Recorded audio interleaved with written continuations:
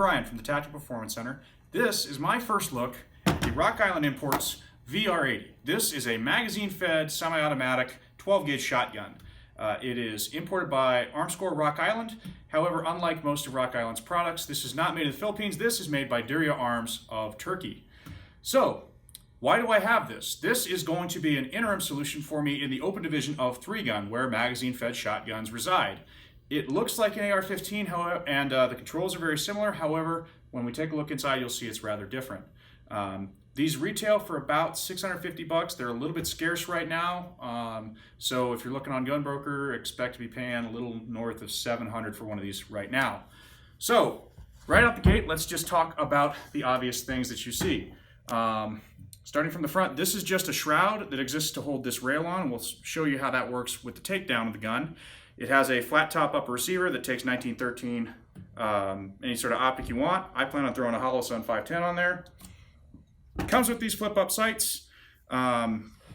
This is technically considered a thumbhole stock because this is an imported firearm. This is how they get around US Code 922R, which is the ban on importation of foreign assault weapons. So this is technically a sporting purpose stock. You can replace it with a regular AR-15 pistol grip and a mil-spec collapsible receiver, or collapsible buttstock if you were going to replace this, which I plan on doing. It does have a charging handle that comes from the factory on the right side. It has an ambidextrous safety and a oversized magazine release, as well as an oversized bolt release. And looking at the flip side, you can see this channel here. That's because the charging handle is reversible. And there are aftermarket solutions coming out for an ambidextrous model as well.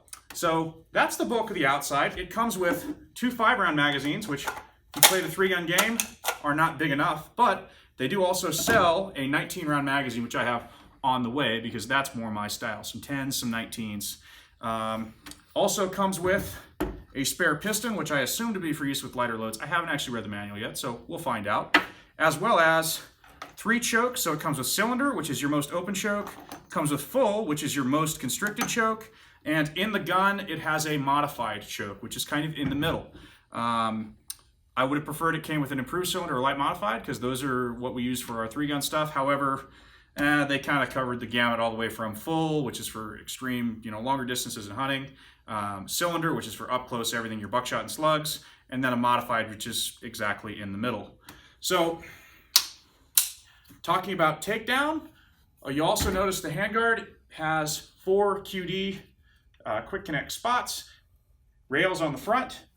It does appear to have M-lock slots. However, from what I've heard, they don't actually work because, as you see when I cycle the bolt, there's a piston assembly in here. There's not enough clearance for the T-nuts on your M-lock, so it's really more there for cooling and for weight reduction. As I mentioned earlier, this part right here is a sleeve. You twist it off, and you'll see that there are 2 threaded spots on the barrel. So in the future, there are plans for muzzle brakes that go on the muzzle threads, and then you have threads down here because this is actually what holds your handguard on. It comes installed with the light load piston installed, and you can see how that all works there.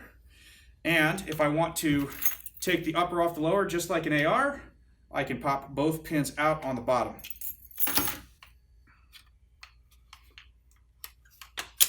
And it'll come out the front with a little bit of coercing. Now, this is what sets this apart from something like a Typhoon F12. The only thing at the front is your piston and op rod assembly here. This has, they call it the buffer bolt system.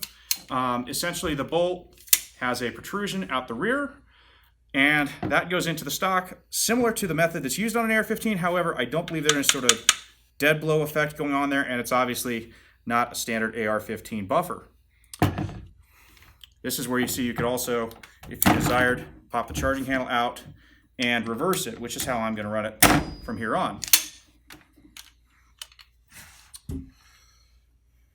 Now, if you look at the lower receiver here, you'll see the feed ramp that comes up, and although it looks like it takes a standard AR-15 trigger on the bottom, when you look at it, it obviously does not. One note about this trigger, this is absolutely the worst trigger that I have felt in a firearm that resembled an AR-15. It is very, very heavy. The reset's really positive, like you can see and hear that click. I get that it's a shotgun, but that's one thing that I kind of think they could definitely do better. The finish on this thing overall has been pretty good. However, there's some aluminum shavings in some spots where it looks like it was assembled a little bit rough, or maybe the final machining wasn't quite right. Like I said, haven't fired it yet. Don't know how reliable it is. But that's what you get in the box. First impressions, what I'm looking at on this gun as far as modifications that are obvious, this is going to go away. Partly because it looks goofy, partly I just don't like the angle, and I don't like having this strut here hitting my wrist. It kind of just gets in the way. I understand it's just there for import purposes, and you just take it off and throw this thing away and put a normal stock and grip on there. So that's in the plans. I have no idea how to fix this trigger. I'm just going to put up with it for now because it is a shotgun, but it's, I would estimate, like 8 or 9 pounds. That's, in fact, it might be more. It's pretty bad. Potential failure point or points. I'm not sure how well this is going to hold up if you put a bunch of really hot loads in there. It could be okay. It probably will be okay, but I just see this as kind of this protruding strut. It is one piece of the bolt carrier body. Actually, don't quote me on that because it looks like it's a separate sled now that I look at it. But that to me strikes me as a potential failure point because I've had similar struts break with a lot of heavy loads in other shotguns that were conventional sporting types, namely a Remington Versamax. I don't know exactly how well the piston and gas system are going to hold up, but it seems like it should work well. It reminds me actually of like an FN SLP. One thing I also like about this, and one of the things that sort of convinced me to go with this gun over a Typhoon F12, just on paper, is that buffer system in the back.